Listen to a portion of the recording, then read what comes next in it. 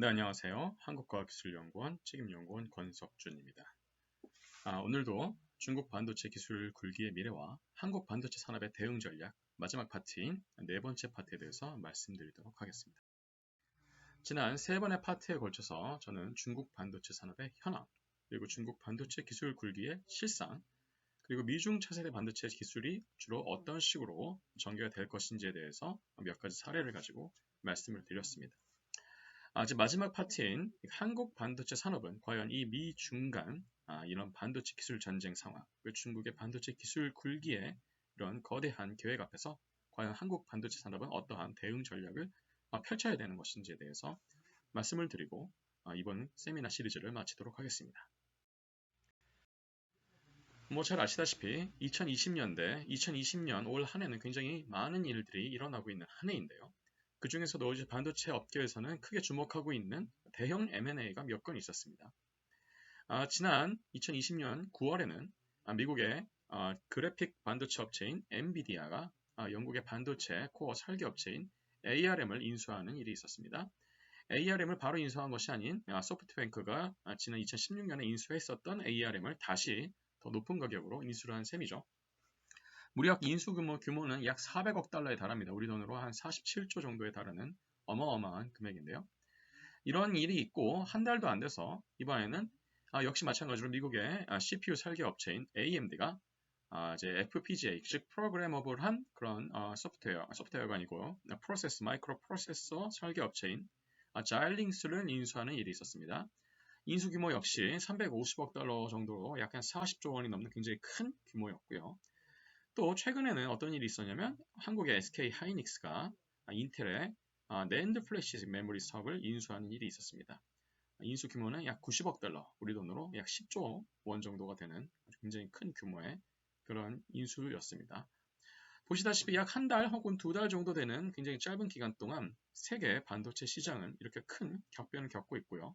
다시 말씀드리면 이러한 이제 반도체 업계의 교통 정리가 2020년대 이후에도 굉장히 자주 있을 것이다 라는 것을 우리는 예측을 할 수 있겠습니다. 한국의 대응 전략을 말씀드리기 전에 최근에 있었던 이런 한두 달 사이에 있었던 글로벌 반도체 업계들 사이에 M&A가 과연 어떤 의미를 가지고 있는 것인지에 대해서 잠깐 짚어보고 넘어가도록 하겠습니다. 첫 번째로 엔비디아가 과연 ARM을 인수한 의미는 무엇인가에 대해서 먼저 살펴볼 필요가 있겠습니다. 기본적으로 ARM은 인텔의 X86 시리즈와 더불어서 전 세계 CPU 설계하는 시장을 양분하고 있는 업체입니다. ARM의 사명은 Advanced Risk Machine의 약자입니다. 여기서 말하는 리스크는 Reduced Instruction Set Computer라고 CPU의 기본적인 동작을 제어하는 명령어들의 집합을 의미합니다. 인텔의 X86 시리즈의 CPU 역시 이런 비슷한 체제를 가지고 있는데 인텔은 리스크가 아닌 CISC라고 불리는 Complex Instruction Set 컴퓨터를 가지고 있습니다. 리스크와 CISC의 가장 큰 차이는 리스크는 아무래도 명령어의 셋이 훨씬 더 자유도가 높고요. 따라서 확장도가 높은 반면 인텔의 CISC는 제한된 명령어의 셋 안에서 인텔의 CISC에 맞게끔 프로그램, 소프트웨어들이 돌아가야 되기 때문에 소프트웨어를 CPU에 맞춘다는 좀 뉘앙스가 있습니다. ARM이 가지고 있는 반도체 설계에서 가지고 있는 핵심 기술은 바로 CPU의 코어 자체에서 계산이 효율적으로 돌아가게 해주는 이런 명령어 셋을 가지고 있다는 겁니다. 그래서 이런 명령어 셋을 기반으로 해서 어느 정도 굉장히 자유도가 높은 아키텍처 설계가 가능하다라는 것이 바로 ARM이 가지고 있는 리스크 기술의 그런 장점이 되겠습니다. 이를 기반으로 해서 실제로 삼성의 엑시노스, 퀄컴의 스냅드래곤, 애플의 A 시리즈 같은 우리가 흔히 알고 있는 그런 스마트폰에 들어가는 모바일 APC 칩 모두 이제 이런 ARM사의 이런 설계 리스크 명령어 기반으로 이런 칩이 설계가 되고 있습니다. ARM은 확장되고 있는 모바일 시장뿐만 아니고 이런 모바일 시장의 장악력을 토대로 해서 인텔이 지금까지 지배하고 있는 노트북 혹은 저전력 PC용 CPU 시장까지 타겟팅을 하고 있습니다. 실제로 ARM은 10나노 이하 초미세 패터닝 공정 기반으로 리스크 기반의 저전력 CPU를 개발하는 것을 목표로 삼고 있고 이미 로드맵에서 발표를 한 바 있는데요. ARM의 계획에 따르면 그들이 아마 2020년대 중후반에 개발하게 될 저전력 CPU는 10나노 이하의 공정, 7나노 5나노 정도의 미초미세 공정을 기반으로 개발이 될 것으로 보이고 충분히 아마 같은 성능을 놓고 봤을 때 훨씬 더 저전력, 약 3분의 1 수준의 전력을 필요로 하기 때문에 인텔의 CPU 대비요. 그래서 훨씬 더 시장에서 경쟁력이 있을 것으로 많은 사람들이 판단을 하고 있습니다. 지난 2020년 6월에는 애플이 이제 자사의 스마트폰뿐만 아니고 아예 자사의 맥, 그러니까 뭐 이제 예를 들어서 이제 맥 프로나 맥북 프로나 자사의 맥 컴퓨터용 CPU에 들어가는 애플 실리콘이라 불리는 CPU마저도 이제는 이 인텔의 X86이 아닌 ARM 기반의 칩으로 이전한다는 것을 발표한 바 있습니다. 이를 토대로 생각하는데 애플이 생각하는 것은 자사의 모바일 AP 칩이 이미 TSMC의 파운드리와 그 다음에 ARM으로 이미 많은 검증을 받아봤기 때문에 마찬가지로 자사의 컴퓨터에 들어가는 CPU 역시 ARM 리스크 기반으로 설계를 하고 그것을 TSMC의 파운드리로 제조한다라는 계획을 세운 것으로 보입니다. 또한 최근에 ARM을 인수한 엔비디아 입장에서 봤을 때는 이러한 ARM의 퍼포먼스를 기대하는 것을 당연히 목표로 하고 있고요. 이를 토대로 장기적으로는 자사가 강점을 가지고 있는 General Purpose GPU, 즉 그래픽 카드 시장과 더불어서 이런 논리 계산과 AI 가속기가 같이 결합이 될 수 있는 형태의 통합된 마이크로 프로세서 칩을 개발하는 것을 목표로 한다고 볼 수도 있겠습니다. 그래서 또한 ARM이 굉장히 높은 금액인 400억 달러에 달하는 그런 인수 금액을 가지고도 이렇게 ARM을 인수했던 또 하나의 배경 중에 하나는 그동안 GPU 시장에서의 독점적인 장악력을 기반으로 해서 많이 높아져 있었던, 즉 고평가되어 있던 자사의 주식을 충분히 활용을 하는 것도 일종의 하나의 방법으로서, 비즈니스 방법으로서 ARM을 인수한 배경으로 우리가 해석을 할 수도 있겠습니다. 비즈니스적인 측면뿐만 아니라 기술 개발 측면에서 봤을 때 엔비디아가 가지고 있는 중장기 목표는 바로 이렇게 리스크 시장을 장악하고 있는 ARM 칩 기반의 코어 설계 IP로 인해서 지금 ARM이 어느 정도 진출하려고 하고 있었던 기업용 서버 및 클라우드용 서버용 칩 시장에 바로 진입하는 것도 목표로 삼고 있는 것으로 해석할 수 있겠습니다. 다만 이런 이제 엔비디아가 ARM을 인수하고 난 이후에 과연 어떤 이슈들이 있을 것인지도 우리가 짚어볼 필요가 있겠는데요. 일단 먼저 짚어봐야 될 이슈 중에 하나는 2020년 8월에 ARM 차이나의 독자 경영 선포 사태가 있었습니다. 일종의 쿠데타죠. 근데 이 사태가 그냥 원래 보통 정상적인 상태였다면 충분히 ARM 본사에서 제어가 가능한 부분이었겠습니다만은 지금 시대적인 분위기 자체가 바로 미중 반도체 전쟁의 국면이 있기 때문에 이 ARM 차이나의 독자 경영 선포 사태가 엔비디아가 이 ARM을 인수한 부분에 대한 일종의 어떤 이슈가 될 수 있을 것으로 판단을 합니다. 특히나 ARM 차이나 같은 경우에는 자사가 가지고 있는, 즉 ARM 차이나가 가지고 있는 코어 ISA, 즉 그 코어 설계 기술의 일부 IP가 화웨이 등으로 유출될 가능성이 있기 때문에 충분히 대응을 되지 않는 경우에 굉장히 큰 이슈가 될 가능성이 있다고 봅니다. 또한 이 리스크 기반으로 돌아가는 코어 설계 시장이 꼭 ARM만 독점을 하고 있는 건 아닙니다.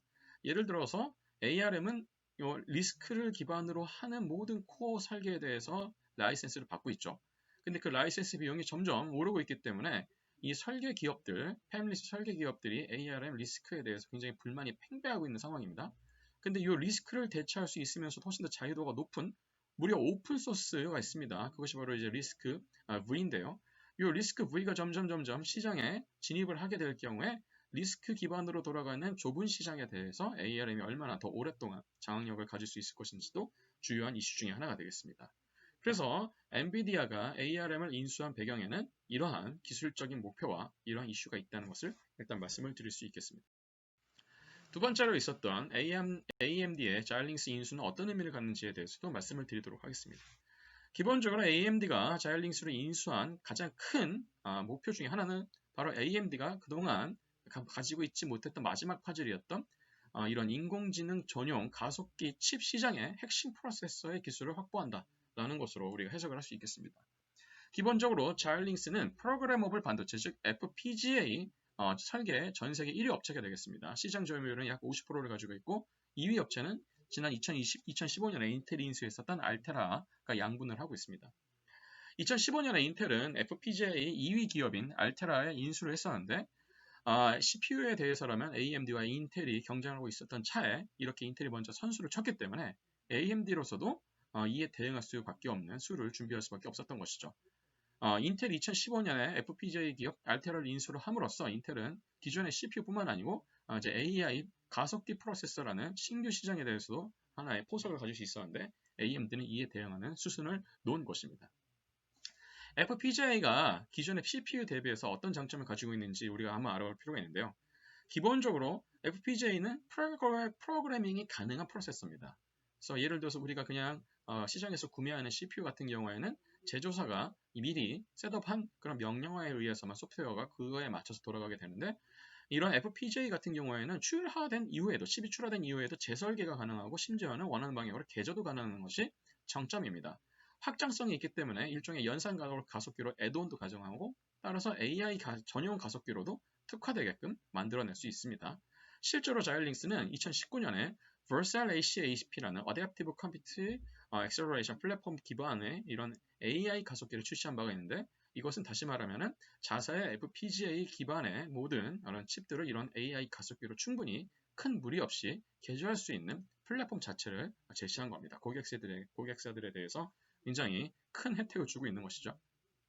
AMD 입장에서 봤을 때는 이렇게 자일링스가 확장성을 가지고 있는 FPGA 업체이기 때문에 자사의 젠 시리즈 저전력 PC 혹은 노트북용 CPU, 그리고 라디온 시리즈를 비롯한 이런 GPU 시장, 그리고 라디온 기반의 AI 가속기가 이미 갖춰진 상황에서 다품종, 그리고 그런 능동적인 고객사 맞춤형 커스터마이징 가습기가 더 필요한 경우에 바로 이 부분에 대한 수요에 대응할 수 있는 아주 훌륭한 툴로서 자일링스를 인수하게 된 것이라고 볼 수 있겠습니다. 또한 AMD는 자일링스 인수를 통해서 앞으로 시장이 급속도로 확장될 이런 AI 가속기 시장, 그리고 서버 및 5G 이후에 차세대 모바일 통신 칩셋 시장에 대해서도 충분히 확장 가능성이 있을 것으로 봅니다. 기본적으로 FPGA가 개조가 가능한 칩이기 때문이죠. 따라서 이런 AMD의 자일링스 인수를 통해서 AI 프로세서 시장은 이제 인텔 대 AMD 대 엔비디아라는 신상국지가 형성된 것으로 해석을 할 수 있겠습니다. 마지막으로 최근에 있었던 SK 하이닉스가 인텔의 낸드 플래시 사업 부분을 인수한 것이 어떤 의미를 갖는지에 대해서 일단 말씀드리도록 하겠습니다. 이번에 있었던 10조 정도 규모의 인수는 SK 하이닉스 이석희 사장의 주도로 실행된 사실 M&A였는데, 이 이석희 사장은 SK 하이닉스에 합류하기 전에 인텔에서 이미 10년 정도 근무를 하셨던 분이죠. 그래서 어느 정도의 커넥션이 있었기 때문에 이런 딜이 추진이 될 수 있었던 것으로 해석할 수 있겠습니다. 또한 일본 정부가 그동안 SK 하이닉스를 비롯한 한국의 이런 메모리 업체들이 일본 이런 반도체 업체들이 가지고 있었던 메모리 반도체 IP 자산에 대해서 접근하는 것에 대해서 굉장히 견제를 많이 하고 있었습니다. 예를 들어서 이제 도시바 이후에 키옥시아 컨소시엄에서 한국 업체의 영향력이 그동안 많이 견제 대응을 당했던 상황이죠. 그래서 이제 하이닉스 입장에서 봤을 때는 키옥시아를 통해서 뭔가 이제 시장을 더 확대해 보려고 했던 시도들이 많이 지금 제한이 돼 있던 상황이었습니다. 따라서 이제 다른 수가 필요했던 부분이 있었고요. D램과 더불어서 메모리 시장을 양분하고 있는 낸드 플래시 메모리에 대해서도 결국은 규모의 경쟁이 중요하기 때문에 한때 4위 혹은 5위 수준이었던 SK 하이닉스 점유율이 3위권 이내로 올라갈 필요가 있었고, 그것에 대해서 이제 SK 하이닉스 주목하고 있었던 부분은 바로 자사와 비슷한 정도의 점유율을 가지고 있었던 인텔의 낸드 플래시 사업이었던 것이죠. 그래서 실제로 SK 하이닉스가 약 자사 작년 기준으로 11.7% 정도, 그리고 인텔은 11.5% 정도의 점유율을 가지고 있었는데, 이번 인수합병으로 인해서 적어도 22% 이상의 점유율을 가지게 될 것으로 예상이 되며, 이는 삼성에 이어서 2위로 등극하는 점유율이 되겠습니다. 이번 인수 과정에서 인텔의 나머지 메모리 사업 부분이었던 옵테인은 제외가 됐는데, 이것은 이제 SK 하이닉스가 인텔의 메모리 반도체 중에서도 특히 낸드 플래시만 안고 가겠다는 것을 의미하는 것입니다. 참고로 인텔의 옵테인은 낸드가 아닌 상변화 메모리, 즉 페이지 체인지 메모리 (PRAM이라고 불리는 이러한 새로운 방식의 메모리 아키텍처인데요. 이런 메모리 반도체 기반으로 돌아가는 그런 시스템으로서 원리상으로는 낸드보다는 더 좋은 성능을 낼 것으로 봅니다만, 더 많은 전력을 필요로 하고요. 그만큼 제조하는 데 있어서도 굉장히 많은 공정과 굉장히 정밀한 장비가 필요합니다. 그래서 원가가 상대적으로 높다는 단점이 있죠. 아마 이러한 단점 때문에 이번 SK 하이닉스의 인텔 낸드 플래시 메모리 인수 관련해서는 이 P램 부분이 빠진 것으로 보입니다. 그리고 기본적으로 SSD라는 것이 이런 낸드 플래시를 기반으로 돌아갈 수 있기 때문에 SSD가 점점 이제 기업형 데이터 저장 장치 시장을 기존의 HDD가 차지하고 있던 포션을 이제 갈아치우는 과정 가운데 SSD의 신뢰도와 성능을 굉장히 높여주는 시장이 필요합니다. 그런데 SK 하이닉스는 다른 건 모르겠지만 그 SSD, 즉 솔리드 스테이트 드라이브에 들어가는 컨트롤러 부분에 대해서 상대적으로 기술적으로 약간 저평가된 부분이 있었죠. 그래서 이제 그 부분에 대한 IP를 이번 인텔의 낸드 플래시를 인수함으로써 같이 확보한다는 의미가 있게 되겠고요. 이를 통해서 SK 하이닉스는 당연히 그냥 기본 저가의 낸드 플래시 메모리 시장 자체도 물론 노리고 있지만 앞으로는 이런 대용량으로 증가하게 될 기업형 클라우드 컴퓨팅 그리고 데이터 저장 장치용 SS, 기업형 SSD 시장으로 진출할 수 있는 교두보를 확보한 것으로 우리가 추측을 할 수 있게 되겠습니다. 또 한 가지 이제 이슈가 있는데요. 기본적으로 지금 인텔의 이런 낸드 플래시가 생산되고 있는 메이저 공장 중에 하나가 바로 중국의 다롄 공장입니다. 근데 이 다롄 공장은 중국에 있기 때문에 이번 미중 반도체 전쟁 이슈의 또 한가운데에 있는 그런 공장이기도 합니다. 2025년까지 이 인수가 이제 어떻게 확정이 다 되고 처리가 될지 모르겠습니다만은 과연 이 중국의 다롄 생산 시설에서 나오는 낸드 플래시의 운명이 어떻게 될 것인지가 한 가지 이슈가 되겠고요. 사실은 미중 반도체 전쟁이 없었다면 지금 중국의 메모리 반도체 업체인 칭화윤이나 허페이 창신 혹은 푸젠진화 등이 컨소시엄을 이뤄서 아마 풍부한 자금력으로 인텔의 이런 낸드 플래시 그리고 옵테인까지도 아마 인수를 했을 가능성이 있기 때문에 SK 하이닉스 입장에서 봤을 때는 이런 어떻게 보면 미중 반도체 전쟁 가운데 덕을 본 것이라고도 볼 수가 있겠고 그만큼 이에 대한 견제도 있을 것이라고 생각이 됩니다. 이런 것들이 이제 주요한 이슈가 될 것으로. 그래서 앞서도 말씀드렸지만 지금 이제 2020년이 이제 지나가고 있는 이 시점에서 글로벌 반도체 시장은 굉장히 크게 출렁이고 있고요. 앞으로도 계속 큰 규모의 이런 합종 연행들이 발생할 것으로 생각이 됩니다. 혹자가 보기에는 이런 반도체 산업은 굉장히 성숙한 시장임에도 불구하고 왜 이렇게 아직도 많은 M&A가 벌어지고 있고 그리고 왜 아직도 이게 많은 선진국들은 반도체 산업을 국가의 기간 산업으로서 포기하지 못하는 거에 대해서 의문을 가지실 수도 있겠습니다. 사실은 반도체 산업은 일부 분야에 대해서는 성숙한 시장이라는 것도 뭐 틀린 말은 아닙니다.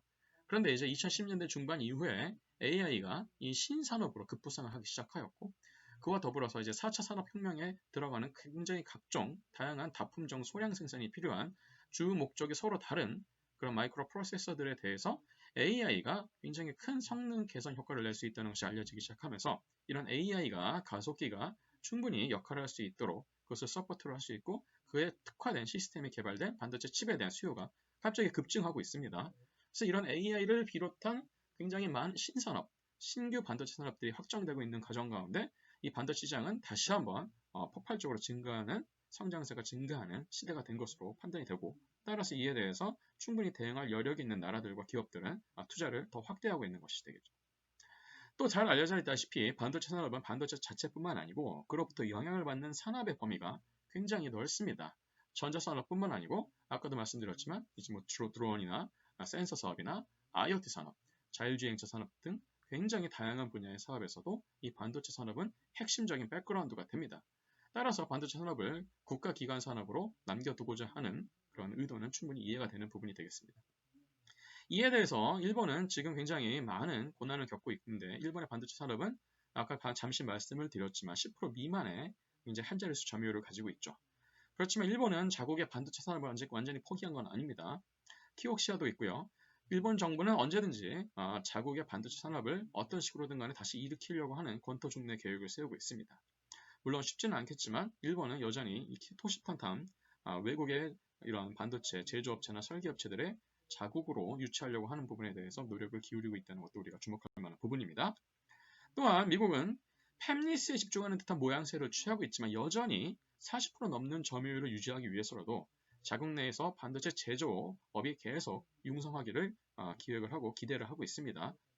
올 상반기에 TSMC가 신규 팹을 아리조나에 건설한다는 것도 역시 미국 굉장히 환영하는 조치 중에 하나였을 것이고요. 인텔이 점점 IDM으로서 즉 설계와 제조를 같이 하는 그러한 반도체 기업으로서의 정체성을 잃어버리고 있는데 이런 인텔이 과연 언제까지 자국의 자사의 그런 파운드리를 믿고 갈 것이냐. 그래서 즉 다시 말하면 다시 그냥 팹리스로 가서 파운드리는 삼성이나 TSMC로 맡기는 것으로 기업의 정체성을 바꿀 것인지가 또 하나의 미국 입장에서 보면은 반도체 산업의 관건이 될 만한 소지가 있습니다. 또한 이제 중국이 글로벌 반도체 산업의 글로벌 가치 사슬에서 빠지기 시작하면서 동남아 각국은 이제 중국의 그 빈자리를 차지하려고 노력을 하고 있습니다.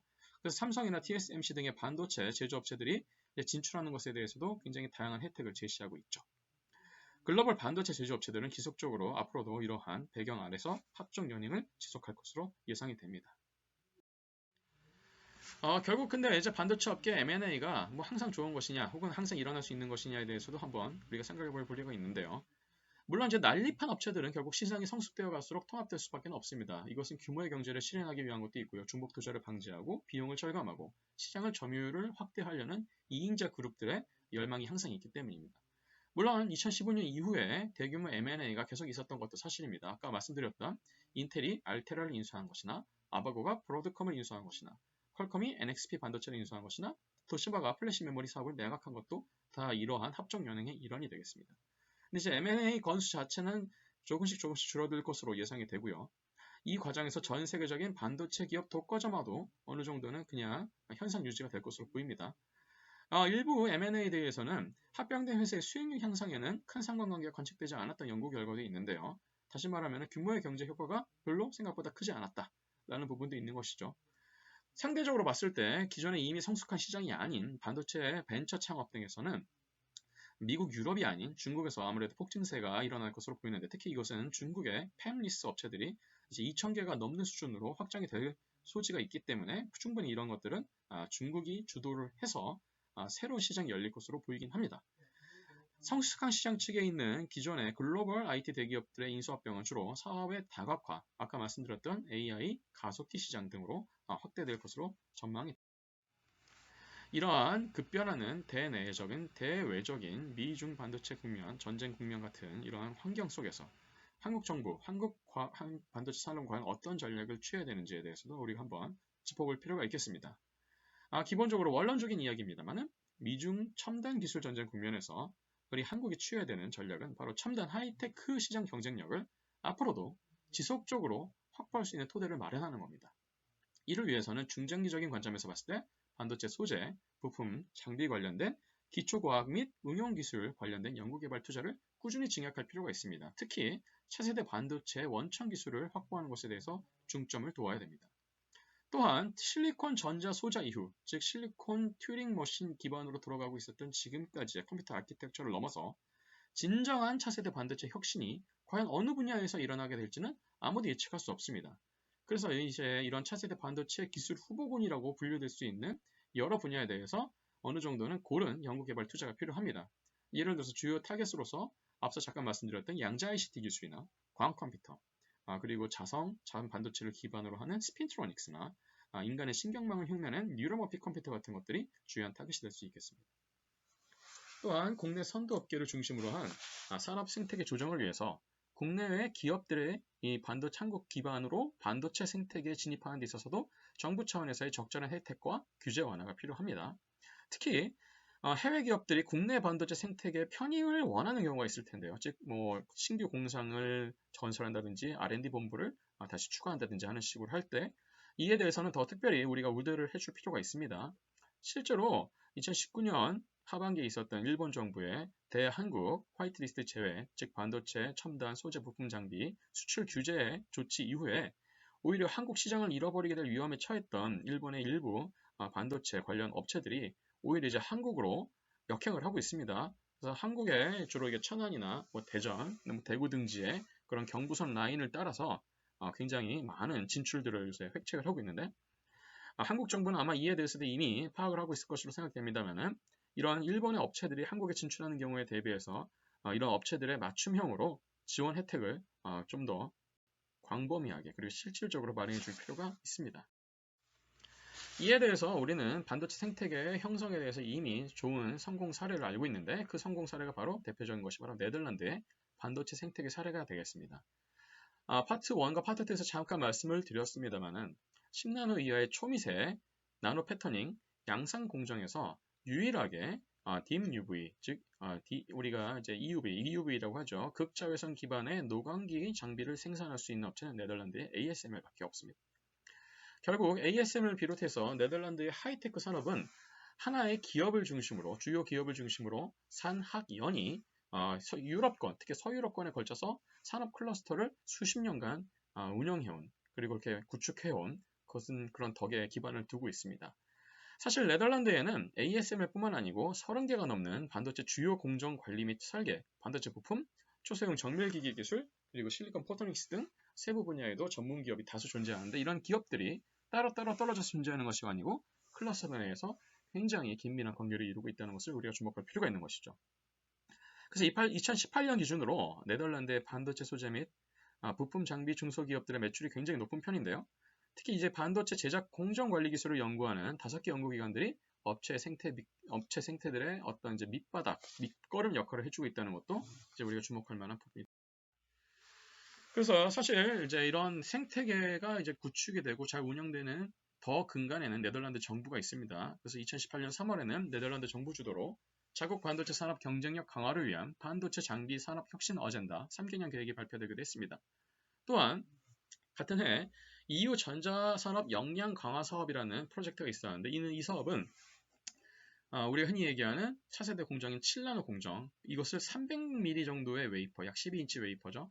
12인치 웨이퍼 기반으로 제조하는 그 장비를 모두 유럽산으로 바꾸겠다라는 것을 목표로 삼고 있는데, 이를 위해서 서유럽권에서 국제 협력을 집중하겠다라는 것이 이 프로젝트의 목표가 되겠습니다.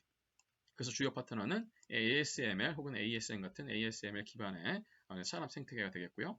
이런 네덜란드 OEM 기업뿐만 아니고 베시나 LC, 솔메이츠, 브롬코스트 같은 이제 서유럽권의 여러 가지 반도체 관련된 소규모 기업들이 이런 산학형 파트너로 참여를 하고 있습니다. 네덜란드 정부는 이 프로젝트를 위해서 한 3년간 총 6억 유로를 투자해서 연구개발을 뒷받침하는 것을 목표로 삼고 있습니다. 그래서 이런 네덜란드 반도체 생태계 사례는 주요 연구 중심 대학을 중심으로 네덜란드 전역에 걸쳐서 그런 클러스터들이 여러 개 분포하고 있습니다. 예를 들어서 이제 HTC 산업단지는 필립스, NXP, IBM, 인텔 같은 첨단 글로벌 IT 기업들의 연구소가 입주하고 있고요. 이 근처에 있는 학교들과 산업 공동 연구를 활발하게 진행하고 있죠. 예를 들어서 TU20 같은 이런 연구 중심 학교에서는 메사플러스 같은 산학 연구단지가 있는데, 이 연구단지는 세계 최대 규모의 나노기술 R&D 기관이기도 합니다. 이런 식으로 네덜란드 전역에서 산학연 반도체 관련 첨단 산업 클러스터가 강고히 구성을 되고 있고 잘 운영이 됨으로써 선순환되는 좋은 그런 모델들을 만들어내고 있습니다.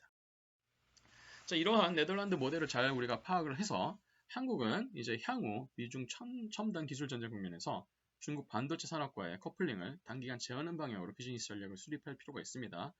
앞서 말씀드렸던 것처럼 SK 하이닉스 같은 경우에는 이제 매출의 두 번째 큰 포션이 이제 하와이에서 나오고 있었는데, 당분간은 이제 이러한 매출 기여가 거의 없기 때문에 장기적으로 SK 하이닉스를 비롯한 한국의 반도체 대기업 그리고 중소기업들은 대중국 의존도를 일정 이상으로 가져가지 않도록 비즈니스 전략을 수정해서 수립할 필요가 있겠습니다. 또한 미중 간 패권 경쟁이 과연 얼마나 더 오래 이어질지는 모르겠습니다만은, 일단은 이 요소 자체가 굉장히 불확실성 요소가 있기 때문에 중장기적인 대책을 마련해야 되고, 이를 위해서 어떻게 보면은 단기적으로는 시장 점유율 확대에 더 초점 맞춰야 되겠지만, 장기적으로는 차세대 반도체 기술 선점에 더 집중할 필요가 있습니다.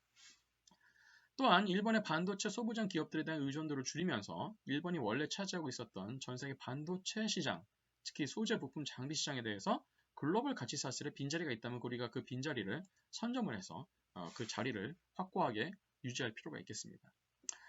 일본이나 대만 등의 해외 업체가 한국의 반도체 산업 생태계에 편입하려 할 경우 앞서 말씀드렸던 것처럼 정부가 주도하여 이런 합작회사 설립을 더 추진할 수 있도록 제도의 개선을 할 필요가 있고요.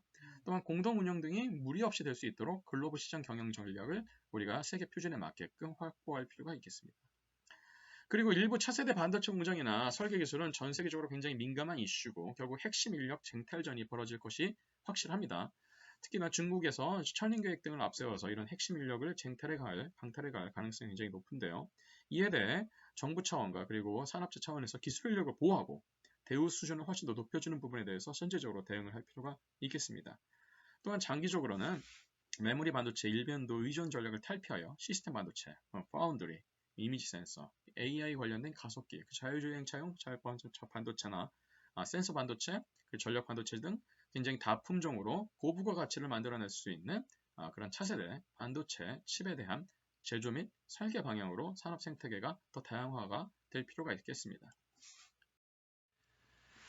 그리고 또 한 가지 지적할 부분은 이제 5차 산업혁명의 핵심이 될 양자 ICT 기술에 대해서도 한국이 지금 다소 미국과 중국에 대비해서 기술 격차를 보이고 있는 부분이 굉장히 많이 있습니다. 따라서 이 부분에 대해서 죽음의 계곡을 버틸 수 있을 만큼 정부가 충분히 오랜 시간 동안 장기적으로 투자를 해줄 필요가 있겠습니다. 현재 한국의 양자 ICT 기술 문제점은 이런 기술 격차 확대가 되고 있다는 것 외에도 생태계 자체가 아직은 형성이 되고 있지 않다는 부분이 있겠죠. 그래서 이런 생태계가 어느 정도는 건강하게 잘 유지가 될 수 있도록 초기 10년 넘게 정부 주도로 이런 마중물 투자가 필요합니다. 특히 양자 ICT 중에서도 한국의 기존 반도체 기업들이 가지고 있는 강사가 있는데 과연 그것이 어디인가 하면 그런 초미세 반도체 공정과 센서 기술이 되겠죠. 그래서 이런 부분에 대해서 좀 더 특화된 기술 개발을 하는 것도 좋은 전략이라고 생각을 하고요. 특히 5G 이후에 차세대 통신 기술 기반의 양자 통신 및 양자 센서, 양자 메모리 분야에 대해서도 정부 주도 그리고 이런 업체 주도의 집중적인 투자가 필요하게 되겠습니다. 연구중심 대학에서는 당장의 하드웨어 개발도 중요하지만 그런 하드웨어가 충분히 워킹할 수 있는 좋은 알고리즘을 만들어낼 수가 있는데 예를 들어서 슈어 알고리즘이나 글로벌 알고리즘 같이 양자 컴퓨터 전용으로 돌아갈 수 있는 그런 알고리즘들을 개발해서 알고리즘 특허를 먼저 선점하는 포트폴리오 전략을 수립할 필요가 있겠습니다. 장시간 들어주셔서 감사합니다. 이제 결론입니다.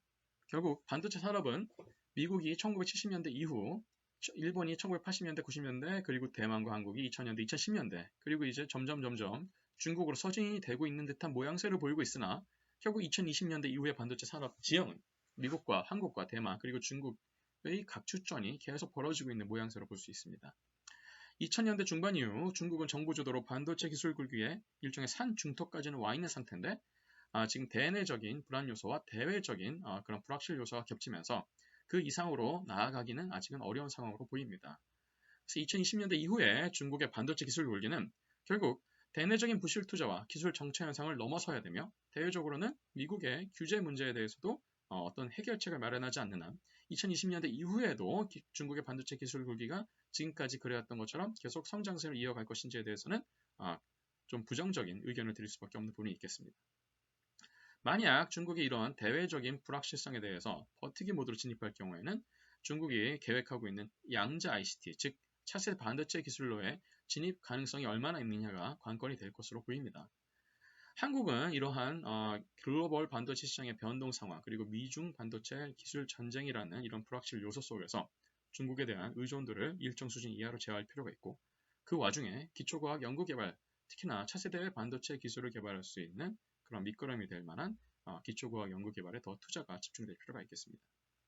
앞서도 말씀드렸던 것처럼 반도체 산업은 자생적 클러스터 기반 확보가 매우 중요하기 때문에 이런 클러스터가 전국 곳곳에 집중적으로 몇 군데씩 일어날 수 있게끔 정부가 제도 보완해 줄 필요가 있겠고요. 특히나 양자 ICT 생태계 등 차세대 반도체 원천 기술 개발이 있어서 정부가 죽음의 계곡을 넘을 수 있도록 장기간 마중물 역할을 해줄 수 있는 투자의 주체로서 키플레이어의 역할을 감당해 줄 필요가 있겠습니다.